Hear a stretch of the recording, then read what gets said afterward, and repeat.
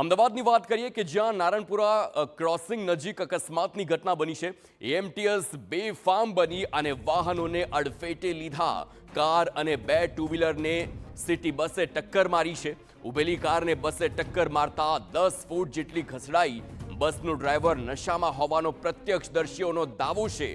નારણપુરાથી ઉસ્માનપુરા તરફ જતી બસ અને તેનો અકસ્માત સર્જાયો। સંવાદદાતા મિહિર સોની ફોન લાઈન પર। મિહિર, ધોળા દિવસે એએમટીએસ બસનો ડ્રાઈવર અમદાવાદમાં દારૂ પીને બસ ચલાવતો હોય તે પ્રકારના આક્ષેપ થઈ રહ્યા છે। વધુ વિગતો આખા અકસ્માતની। નારણપુરા ક્રોસિંગ નજીક આ એએમટીએસ બેકાબુ બનતા જ અકસ્માત છે તે સર્જવામાં આવ્યો, જેમાં એએમટીએસ બસે એક કાર અને ટુ વ્હીલરને ટક્કર મારતા જ જે અકસ્માતમાં જે એક ટુ વ્હીલર ચાલક છે તે ઈજાગ્રસ્ત છે તે થયો હતો। બસના ડ્રાઈવર જે નશાની હાલતમાં હોવાના સ્થાનિક લોકોએ આરોપ છે તે લગાવવામાં આવ્યો। જો કે હાલ ટ્રાફિક પોલીસ છે તે ઘટના સ્થળે પહોંચી અને તપાસ જે છે તે શરૂ કરી છે। જો કે આ એએમટીએસની બસ છે કે જે નારણપુરાથી ઉસ્માનપુરા તરફ જતી હતી અને તે સમયે અકસ્માત છે તે સર્જ્યો હતો।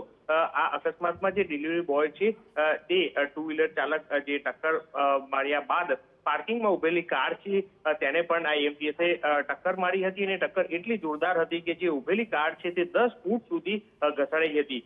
સામે ની તરફથી આવતો જે બાઇક ચાલક છે તે પણ આ કાર સાથે છે તે અથડાયો હતો, એટલે હાલ આમાં ઈજાગ્રસ્ત છે તેને હોસ્પિટલ ખસેડવામાં આવ્યો છે। ત્યારે હાલ એએમટીએસે ફરી એક વખત આ અકસ્માત છે તે સર્જ્યો છે।